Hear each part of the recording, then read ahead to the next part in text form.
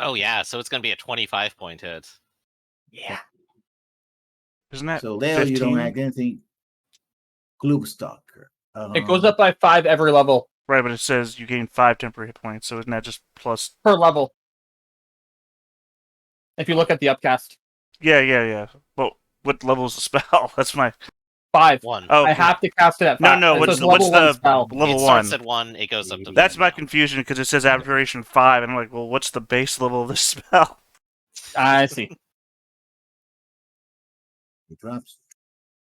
Yeah. Whoever was there started running. So the zombies, the zombos. Well, 2 of them are going to attack. They're always going to attack the nearest target. So one is going to go here, and another one go here. Hell yeah. Do it. I want him to hit me. Oh, don't you have a tentacle token? I don't think I have one that I can naturally. Let me check. Because, I mean, there's a zombie standing where you said you put your tentacle. Yeah, but I think the tentacle doesn't take. Well, isn't his tentacle like 10 feet tall or something like that? I don't think it actually takes any space. Or does it? I'll post it in the chat. Yeah, because it's like super big or something like that. Because we had a conversation before where I thought it was Because long someone and has it's spectral tall. tentacle. That's right. It's a spectral tentacle, so I don't think it actually takes space per se. You can make a melee attack. Yeah, it doesn't. It's translucent. It does damage, but because it's spectral, it actually doesn't take any space in itself. It's like the equivalent of a holy weapon, basically. Yeah, and it's just there, filled with fish as usual. I mean, it's news to me. I thought a holy weapon also took up space. So. It does not. Oh, sorry. Holy weapon does, but the floating one that clerics get doesn't. Oh, that's 2 different things, and I thought it was the same thing. I thought we were talking about the same thing. Summoned weapon. Spiritual weapon is what I thought. Spiritual weapon. I thought those took up space as well. Yeah, technically a holy weapon is a physical object. Yes. Yep. But a summoned one is not. I'm gonna do this. This is gonna be your tentacle for now. Hell yeah. Give you control over it. You decide, is that a green wraith or a half-flattened frog? Or a Viking hat made of moss. You have control over it. Yeah, I'll say it's here, just to make it easiest. Okay. So the 2 zombos are going to attack you. And probably take damage. They're going to do slam attacks.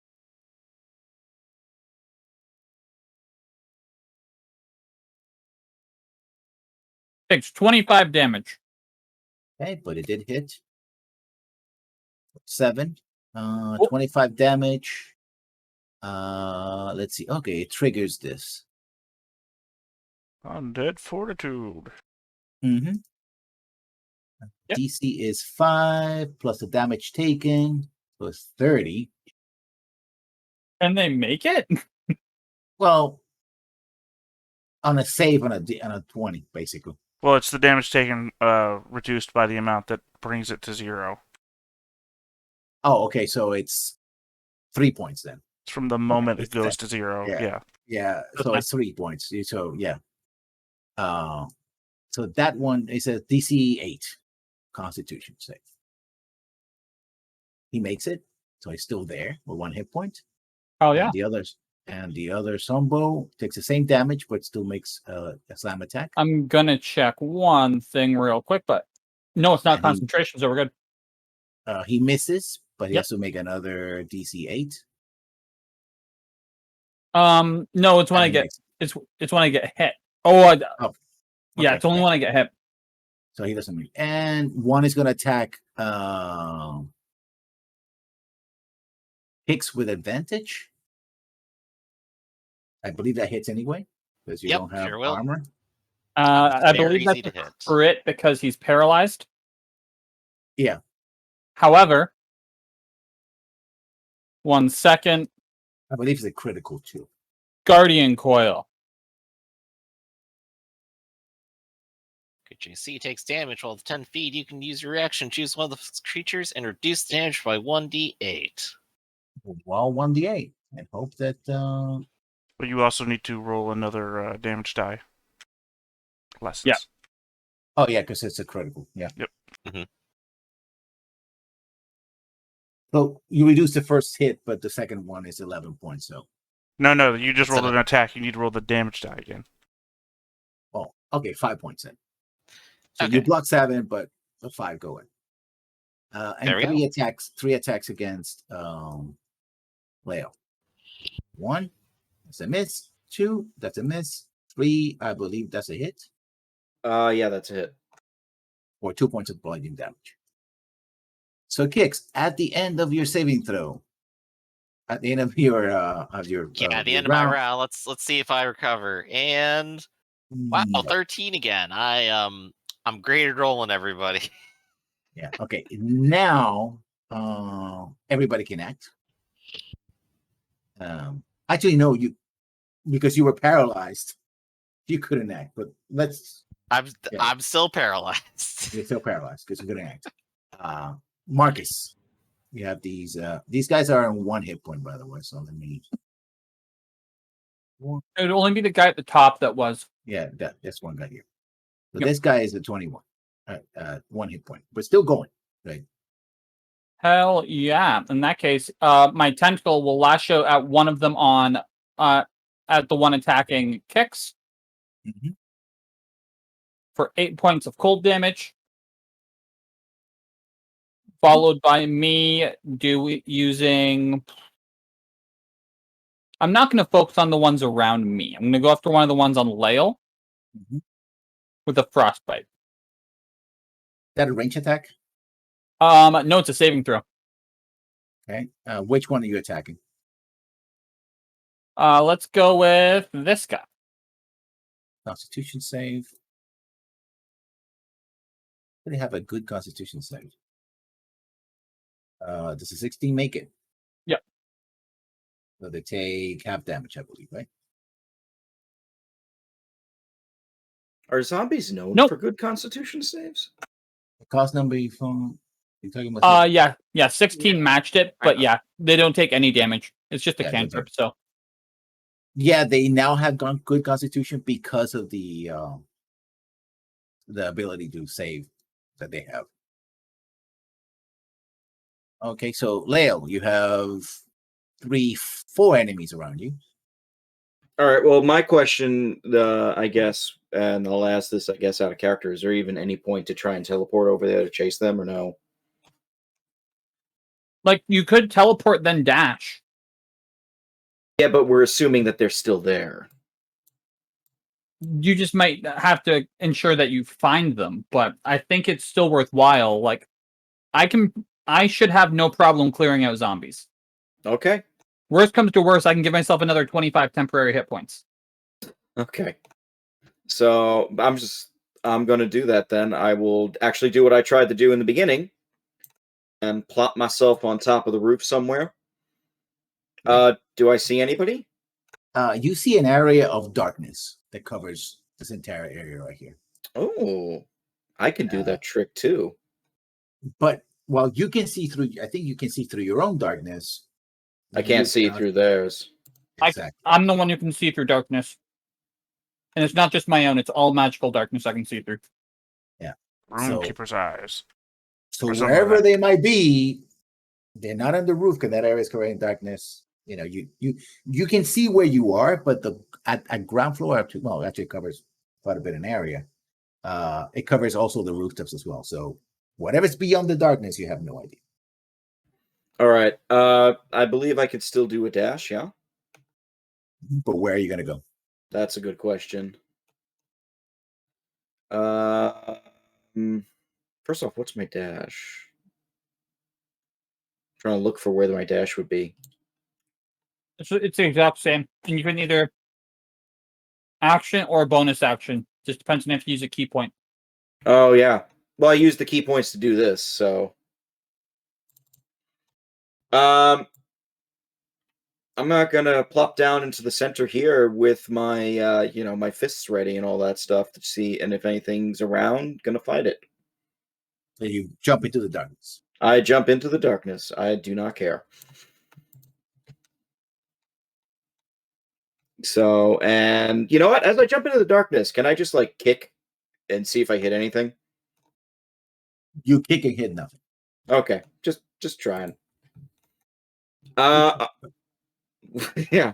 Well, my next move is going to be interesting then.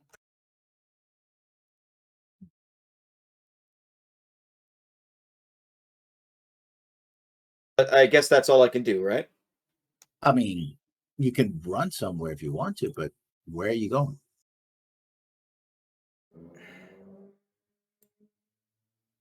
See, I guess I'm under the operating assumption that they are in the darkness here somewhere.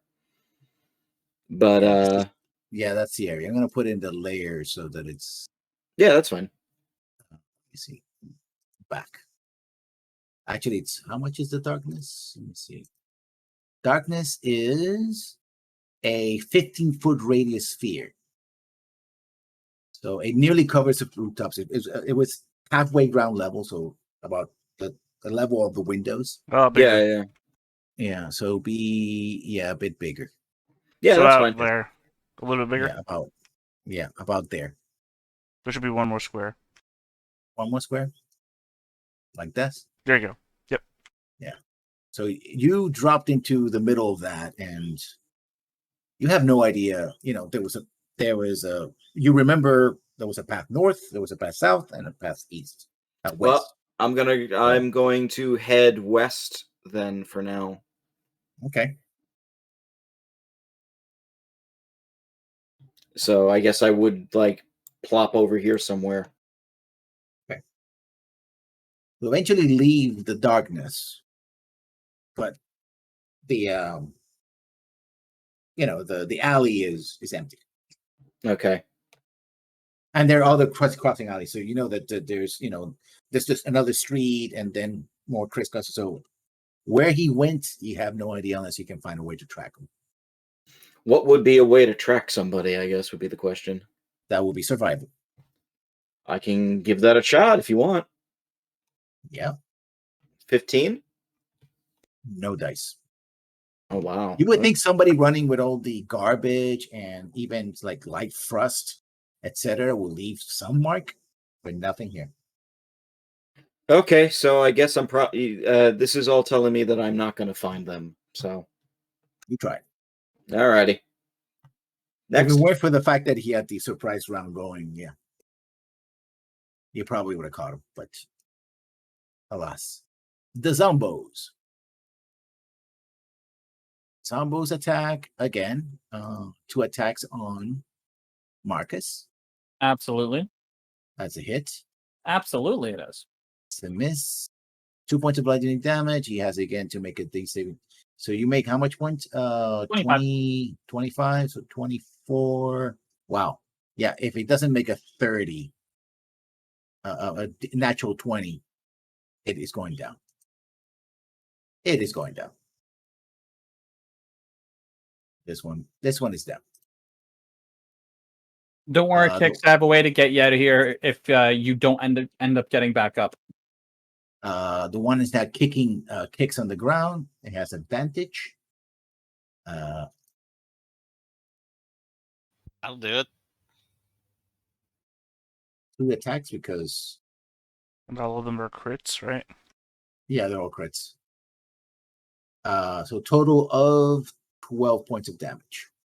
So if both attacks hit, they both need to be crits. Yeah. No, I mean you need to roll more dice. No. That You was roll twice, so you can hit the button for the one twice. attack. Yeah, so I do the 2 attacks to do the double damage. Now, one of them hit. Only one needed to hit, which is the first one. Oh, I thought he had a 9 AC. No, he can only He do did one not attack. actually roll 2 attacks. Yeah, I just rolled 2 damage. Oh, you rolled. Oh, sorry. I know it's confusing because I thought you said yeah, you no, did but 2 attacks. I was like, well, wait. No. that's- So total of 12 points, unless somebody's gonna avoid it somehow. Yeah, reaction to reduce the damage Okay, roll you 1d8. by 4. So 12. That's 8 points of damage, 4 kicks.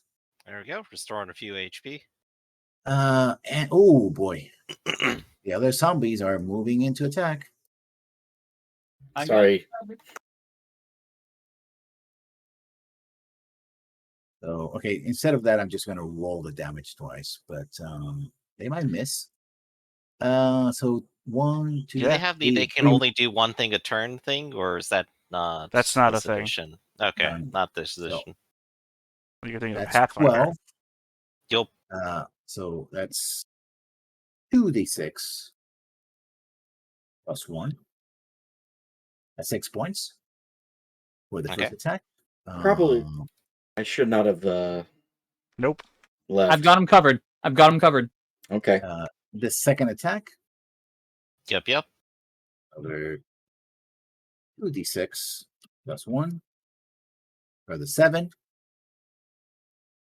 And the last attack, which they could actually miss, but didn't. It doesn't matter. I'm just going to crown the critical automatically. It's another 9 points of bludgeoning damage. They're basically punching you and kicking you.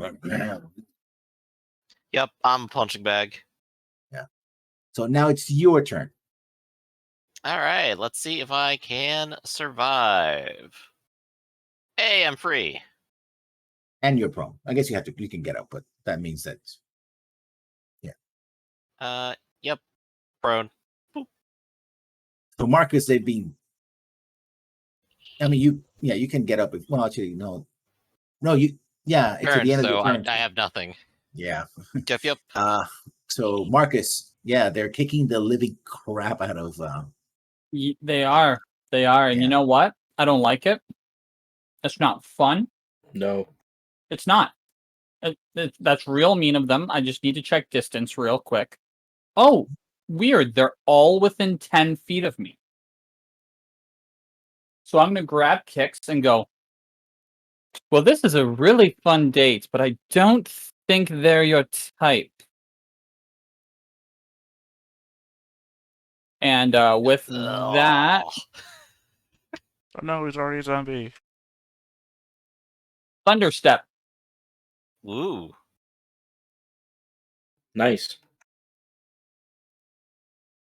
Yeah, carts and wagons, everything fall apart. They're gonna have to make a DC 16 Constitution saving throw, or take 22 thunder damage. So we have 5 saving throws. So the first one failed, failed again. All of them are 16. So that's 3, 4, and 5. So all of them take how much? 22? 22. And we will be up to 300 feet away. Let's just say bottom of the map. Okay, so essentially, Yep, I'm gonna big have to make spots. I'm gonna have to make a DC against DC 5 all these saving throws. Oh Uh, really? One of them. You'd be right there with me at the bottom. So again, 6 saving throws. 1 makes it. You mean 5? Yeah, I needed a 5. No, I mean 5 saving throws. Yeah, 2 makes it. 3 makes it. 4 doesn't make it. 5 makes it. And 6 makes it. Let's say Who's this your guy. 6th? Um, There was already Oh, 6 this zombies guy. and one was dead already. 1, 2, 3, 4, 5. 1, 2, 3, 4. Yeah. So, yeah, one of these doesn't make it. Doesn't matter. Yeah. Yeah. So 2 zombies are dead because literally what happened is that they have exactly 22 hit points. So, yeah. And even then, one of them failed with a natural 1. The area smells like a tropical ocean.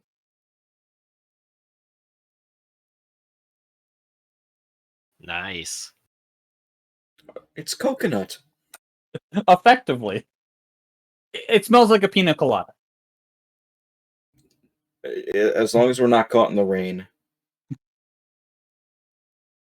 Sorry. I was so close to continuing that.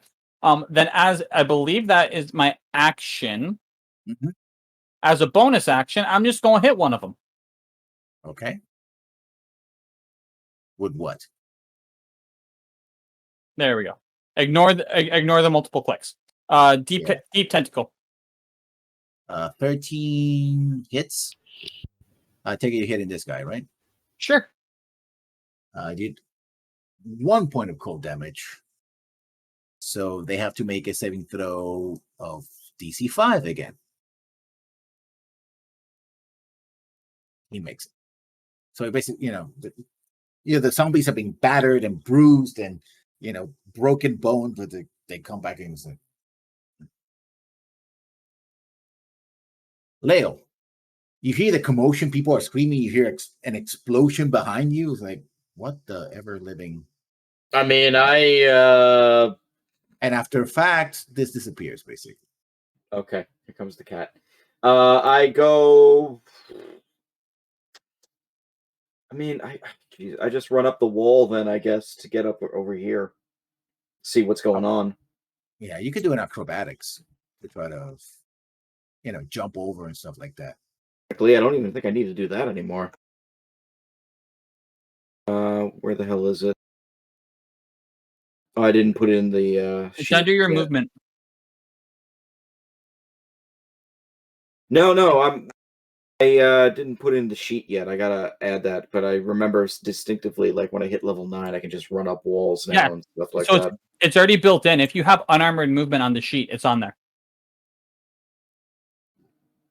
The only thing you got to worry about then is how many stories tall is this building. That's about good. 20.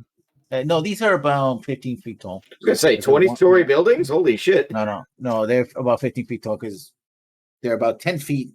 Well, this one is 20 feet, but these ones right here are 10 feet, 15 feet because Yeah, so I was over here. So 5, 10. Yeah, the way that 25. unarmored movement works for that stuff is you have to end your turn on a flat surface or somewhere that you could reasonably stand. Is the roof somewhere I can reasonably stand? You were standing on it before, so I don't see why not. I was just adding on there that if you're thinking about running up walls, you also have to add the vertical movement into your numbers. That's all. Yeah, I did. So it would be around here where I would actually can't. I gotta stop. So because I was over here. So this would be 10, and you said it was 15 feet. So 20. that would be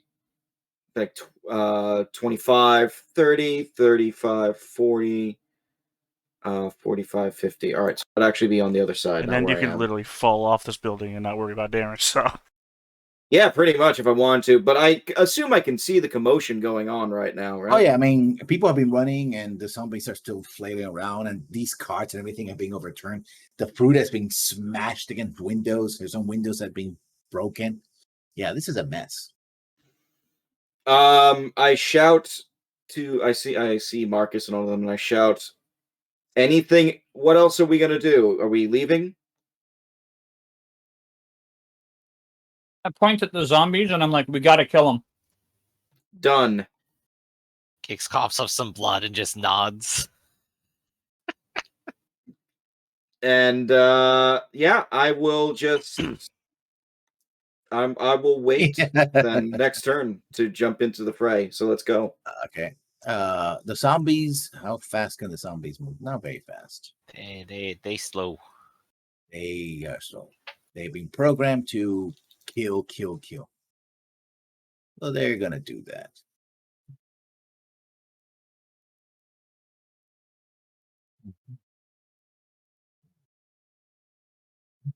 That's it. Kicks. All right. I'm going to stand up. Isn't that amazing? And I'm going to go ahead and do that. second wind. Nice. So good start there. That's going to be 19. That's actually a really good roll, huh? Yeah, I roll a 10. All right. And quick look around. I would like to pick up a stick to use as a club. I mean, you can rip one of these stands here or pick up a stick here somewhere, maybe a long piece of lettuce or something. I don't know. Okay. You can find a stick. It's not a problem. I now have a stick and I now have a shield. I'm good. I have Turn a question. over. I can't move anywhere. Could I have used my reaction to give him a crowbar? Do you have a crowbar? Yeah. Yeah, you could use a reaction to give him a crowbar. Actually, no, he would have to dig into your backpack or something to get the crowbar. Well, Okay. Either way, Yeah. stick. I'm pretty sure that's like a 1d6 or something. So I'll just roll that. Actually, it's one hit point plus your strength, because unless you have improvised weapons, improvised weapons. Okay. Well, that's gonna be fun. Yeah. Not like third edition would actually, I think, depending on what it was. No, it's still ruled depending on what it's most similar to. That's what the book recommends. It's just a club basically. So yeah. Mhm. I think a club's even a D4, if I remember correctly. I think clubs are nothing. When's the last time you used a club in 5th edition? Does anybody use a club in D&D? 1d4 actually. Yeah, you're right. Yeah, 1D4. 1d4 plus your strength. Yeah. I'm assuming but I'm you're not not- pulling up but a you're whole not- tree trunk. So Well, You're not proficient. But you're not proficient You know, because it's an improvised weapon, so it's just straight strength. that's fine. I'll roll with it. So yeah, that's the end of my turn. Marcus. the zombies Bonus are like- action. Tentacle moves. Huh? Hits one of them. Which one? On the left. This one? This one. Heck. Just did 12, 3 damage. Oh, so 3, 8. 7. That's No, 0 hit remember, points, it has- right? Yeah, no, 7 because I have 1 hit point. I believe it every time they use it though the DC increases. If you had rolled, if you had to roll undead fortitude for all of them before, that means they all had 0 hit points. Yeah, but on a success, the zombie drops to 1 hit point instead. Oh, right. Otherwise, Cool. 0, they will still be, They'd be So- dead. and no, it says They are nothing dead. about successive saving throws. It resets every time. Cool. In that So case, 1, 2, then so 7. Yeah, Constitution. They could fail. They could. They could that do just case, that. on that same one, I will use frost. I will. You know what? I'll produce flame instead. I think I'm actually out of range on produce flame. I'll move closer if I have to. What's the range? 60 feet? 30 is produce flame, so I'll just do frostbite Okay. because frostbite's 60.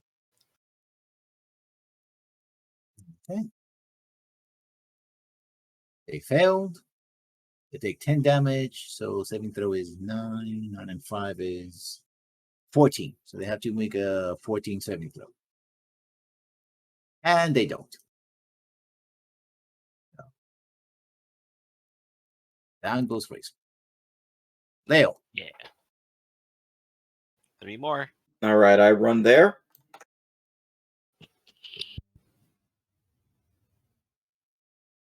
Boom, right in front of him. Start beating the crap out of it. Okay. I'm Now, just going to do the standard. I need you to roll damage. Every time you roll damage, you got to tell me the damage before you roll the next hit, because I have to make separate saving throws. All right, I will do them one at a time then. So the first, Yes. so there's only going to be 3 hits this time instead of the extra. 17 So with that's 11. So 10, that's 15. He failed, he's dead. All right, well, I'm you're done. rolling dexterity, not constitution, right? Oh, yeah, Constitution. Oops. Oh, I don't know what the modifier is, so. Might be worse. Yeah, dexterity is. No, No, Constitution is they have better. better con. It's just they have Yeah. shit dexterity. They're zombies. Yeah. All Yeah. right, they gave Uh, Colin back to them. Yeah. Yeah, number okay. 2, Number 2, make a roll. So 13. for another 11. So yeah, this guy's still not down. Sorry about that. Same saving throw. That's 10, 15. You beat it. The third attack, 10 for 22. 14 now. Now he fails. All right. Basically, you break bones, you shatter his jaw. Just you go to town on this guy. It's they basically he just collapses in a group of broken bones and ripped sinew. But the other guys are there, so yeah, and it's their turn. So let me get this guy out of the way. So this guy steps up. So 2 slam attacks against you. Yep. That's a miss. That's also a miss. Yep.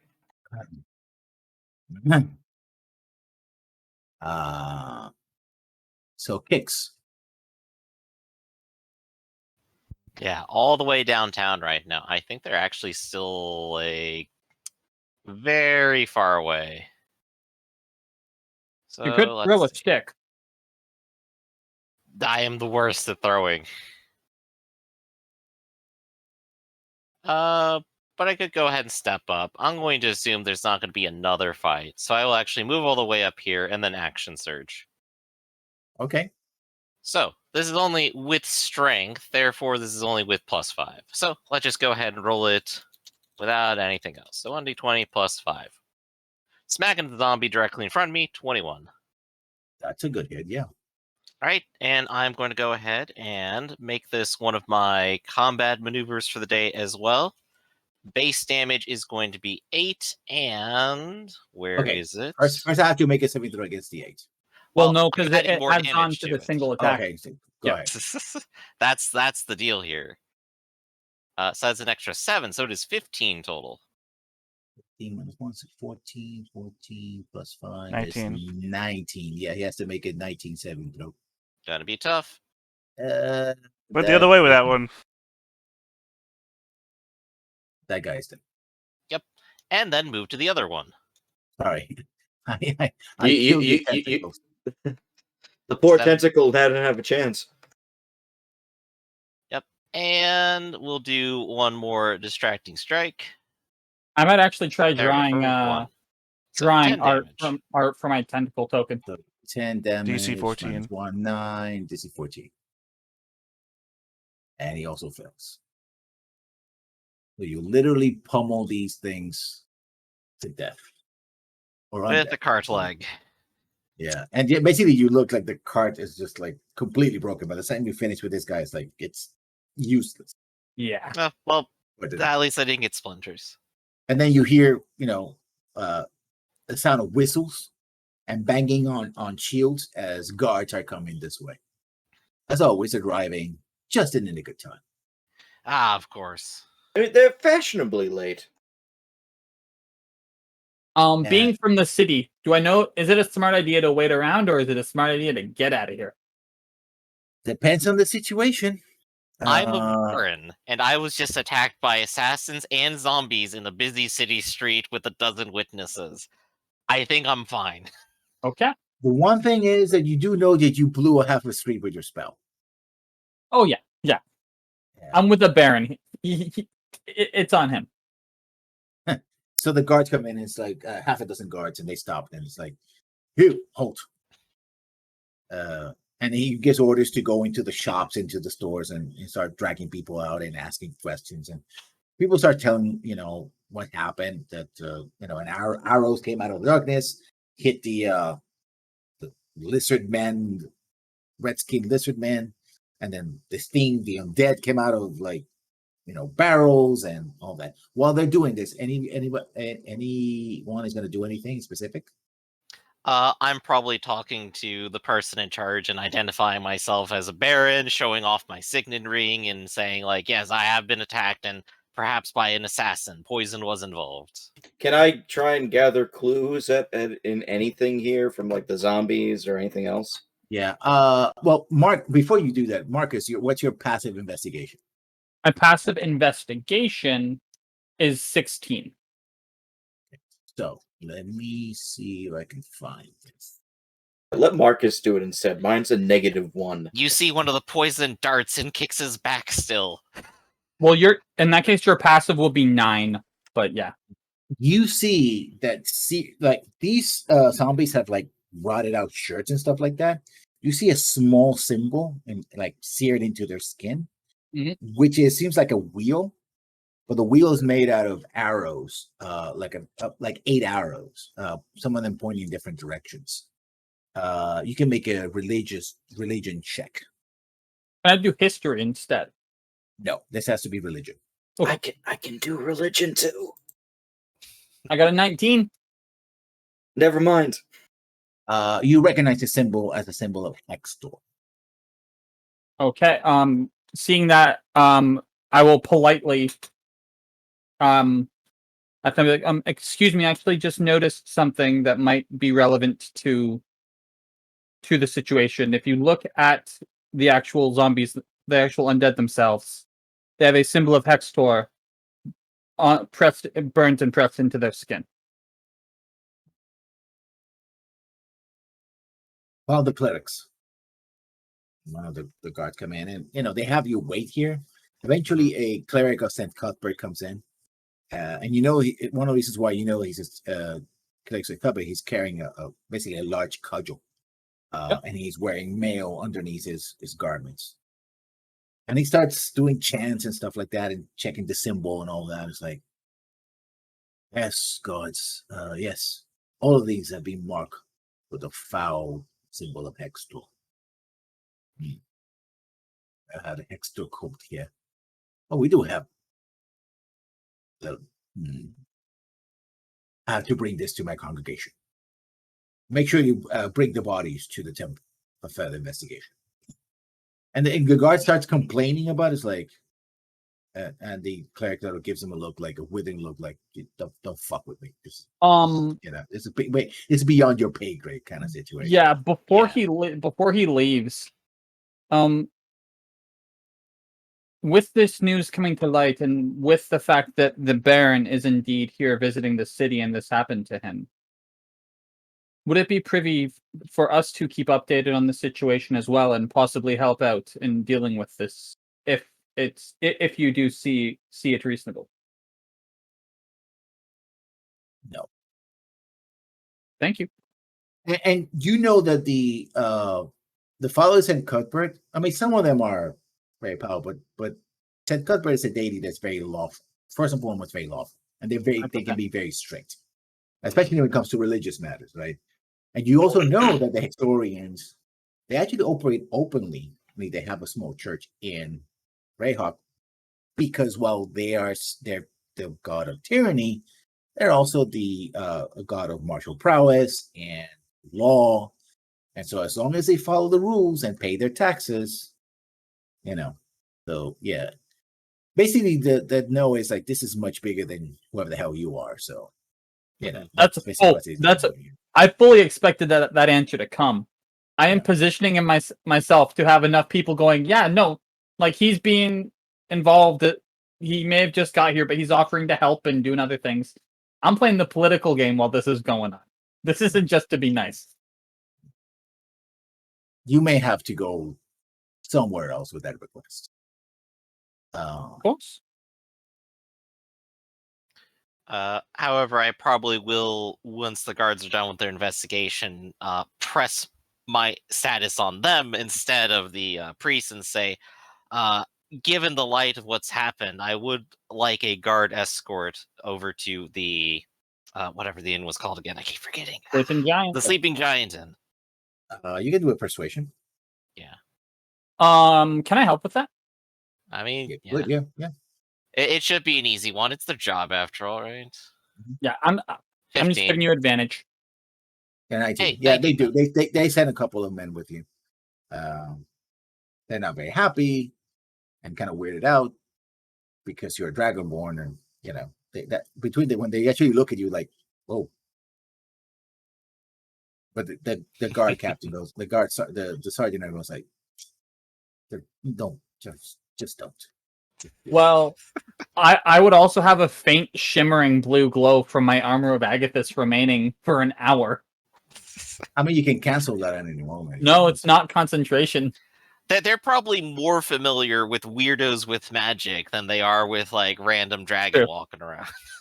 Yeah, true. You'd hope so. We got to deal with the diviners last week. They got into a brawl, And so they escort you back to the Sleeping Giant Inn. Meanwhile, what was happening during this day for our friend? Bearcat. Well, Bearcat. Yeah. What have you been up to? probably looking into the whole performance thing Mhm. and seeing how that's actually being set up and whatnot. Yeah, you get an invite to go to the opera house. Mhm.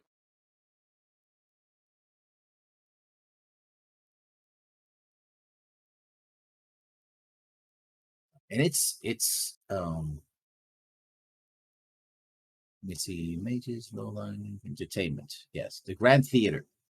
Actually, the Royal Opera House, which is interesting because there's uh there's no royalty in Greyhawk. The last king of Greyhawk was the Over King, and that was Yep. centuries ago.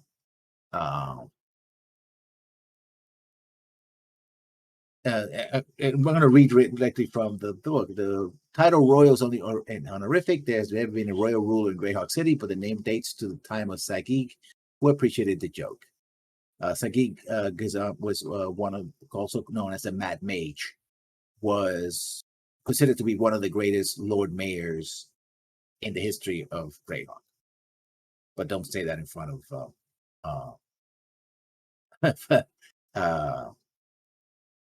Narragansett.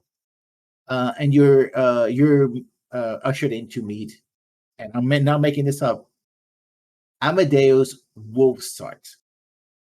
Oh, fuck hell. That just That's seems a wrong. name. Yeah, that's something. All right. He's about 81 years old. He is very old, and he's very much, he's wearing a lot of purple and blue and rings. And what's the name of your friend? Sorry, I apologize, I forgot. Ikram. Ikram introduces you to Amadeus. It's like, yes, he's one of my old friends here, Amadeus. Amadeus, this is Barakat, one of my former students. I'd like to formally introduce you. He's the one who will be doing the performance. I believe you have a spot for him next week, correct? Early next week. And he says, of course. So why would not? Of course, yes. Young Barakat, is it the first time in the city? Not in the city, no, but first time here in the Grand Opera. Oh, of course. There is no building like this anywhere in all of Flannes.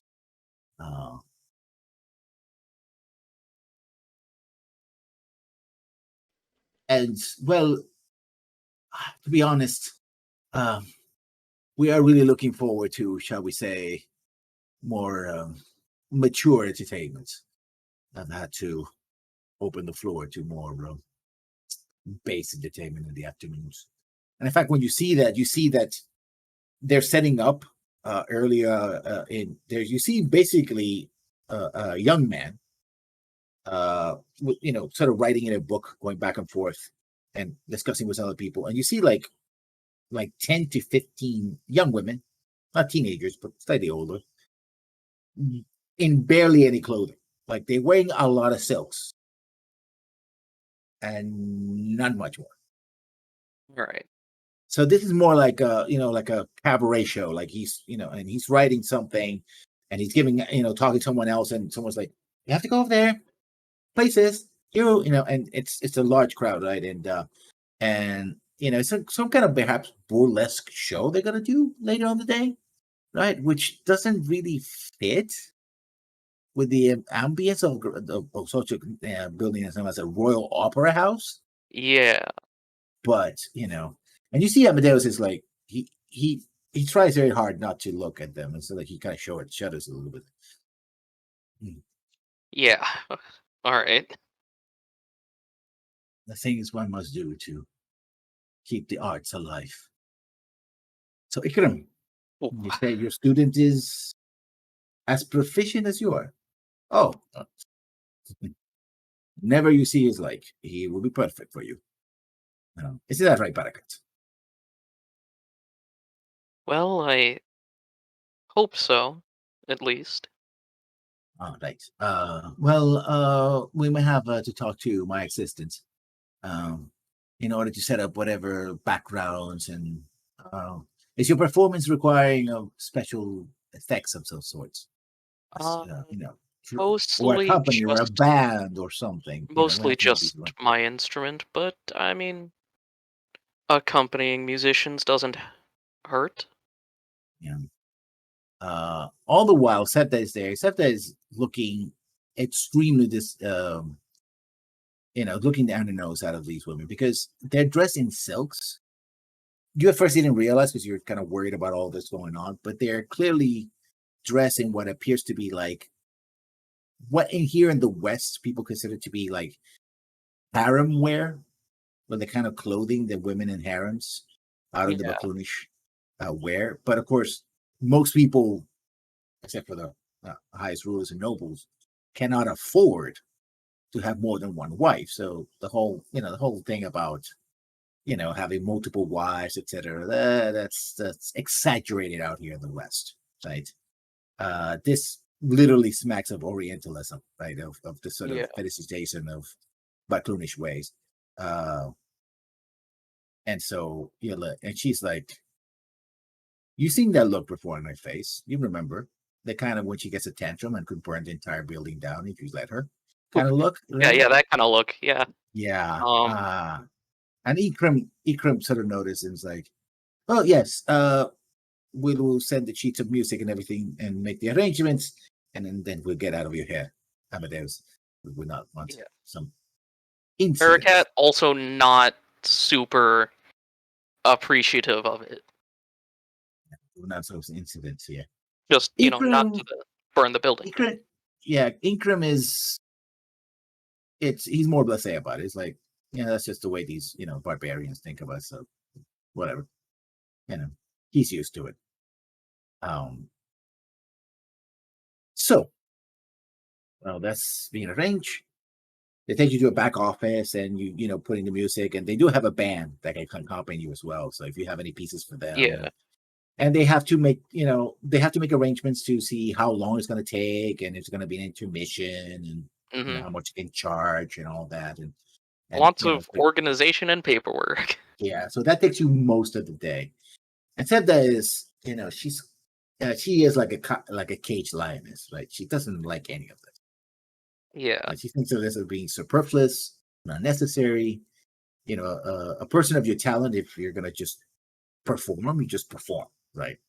You would be invited into the house of a noble, or you would perform publicly in a square or something like that.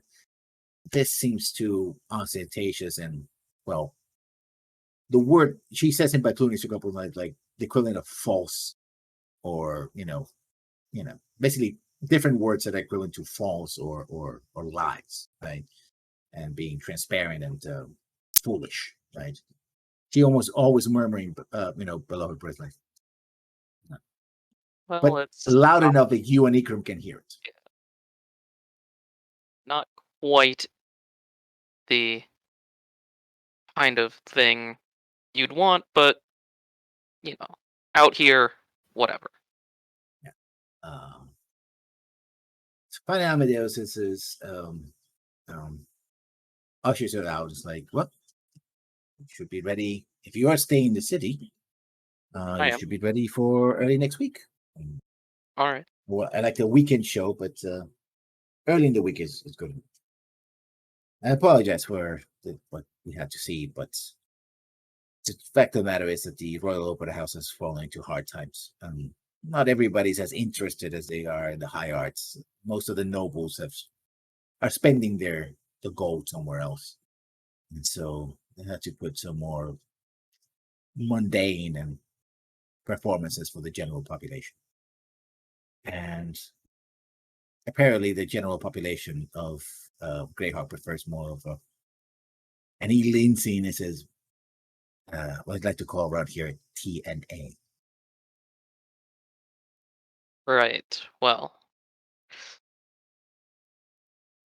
I'm not exactly sure what that is, but it seems to be rather dirty, and I do not like to If that's the sacrifice you must make, then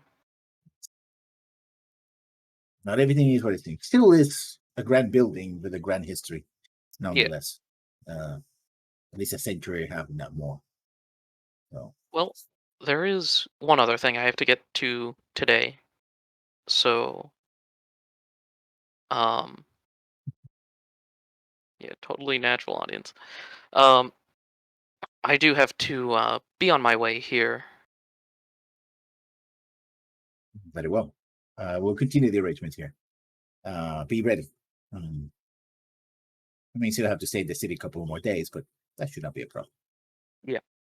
And then he's gonna kind of quickly leave and pull Sevda along. And I'm going to go pick up an instrument from wherever, whichever craftsman was making it here. Yeah, We didn't get Ikram into tells you specifics. who it is, and the craftsman's another Kulish, right? He's a Mercury's merchant, because while it's a lute, the style that you use is very specific. Mm-hmm. And he says, well, you are the student of Ikram the Great. Welcome to my shop, Effendi. And the lady too, of course. And said this is finally someone with manners, proper manners. So Yes. please come right in. I have it in a case, and he basically opens a case. Yeah, any case. It's a beautiful lute. You can describe the lute yourself, right? Yeah, I mean it's it's a kind of standard shape and whatnot, but very intricate in like the detailing and the strings. Obviously, there's like doubled strings and whatnot for the type of instrument it is. And the head is a little bit unorthodox for the time, but is more similar to like modern kind of guitars and whatnot. And overall, just like a finely crafted and magical instrument. Yes. The name in Baklunich is an odd. O-U-D. Put that in the description. All right. But it is in fact a lute. Recognizable as a lute nonetheless. It's beautiful, and you can see that in the inner space, like in a guitar, like a wooden guitar has an inner space, like a space. There's basically in Baklunish a short poem written, which is part of the magic that makes it special. Are you gonna try it here? You can see that the person who made it is like he's expecting, like, I will at least like tune it here, just to make sure it's properly set up. You try to tune it, and it's almost as if the instrument anticipates your changes, and you make changes, but it's so, with any other instrument you sort of have to fiddle a little bit here and there, and then you do a little change, and it's like that's not quite but this is just like all your changes sort of flow. It's almost like you're playing the lute itself, and the lute recognizes that you know what you're doing. Right. All right. You're one of them. By the way, it's an instrument that you have to attune. Yes. So. Yeah, it will take an hour roughly, aka a short rest. Yeah. So basically, that's what you're doing. Yeah. Attuning to. And other than that, not super eventful for him, I think. Yeah, said that when Seda sees this lute, right, her opinion of the whole situation changes. Her eyes go wide. There's almost stars in his eyes. Like, is that what I think it is? Well, what do you think it is? I heard about such instruments, but I've never seen any one of those before. Is it a lute of heroes?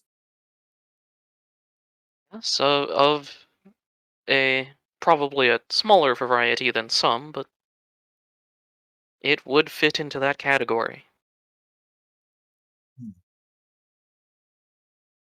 They said that these instruments choose the player as much as the player chooses them. They become unique to whoever wills it. It's a great honor to have one of these.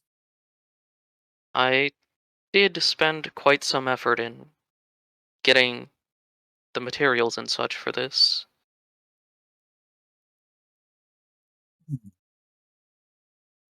And she I sort of just hope, flutters her eyes when you say that. It's like, I just hope that it will like me as much as I like it. yes, of course. And she sort of, and even though it's winter and it's cold out, she sort of like does the thing where she's like, All right. Yeah, and I guess he'll spend an hour tuning / kind of playing, testing it out. in fact, there's the foyer here, instead of having like normal seats, it has like pillows and stuff like that. They even have the equivalent of a hookah here. So, so if you wish to partake from it, she doesn't, but, and the owner will not partake unless he offers it to you while you're I'm good. tuning. But otherwise, he will not take unless you partake. He does offer you some coffee though, and in a very tiny cup, and it's coffee from back home, right? It's pretty strong. Okay. Let me just do a quick little. Yeah, it's pretty good. I mean, when you say that, cash out, it's pretty good, and when then you realize when you see the owner and Zebda, they're like, oh, that's pretty good. And by the way, the moment you enter the store, they've been speaking in modern Baklunch, right? So, Yeah, no common here. no. Well, I think it likes me. It does offend me. It and you have chosen well. And I quite like your path and enchant all your performances. Yes. Well. Sevda. Yes, of course. Shall we be going now? Yes. And I'll head back to the fucking inn. And that's pretty much the whole day. And it takes a while. Gar, you're back in the city. Yep. You receive a message.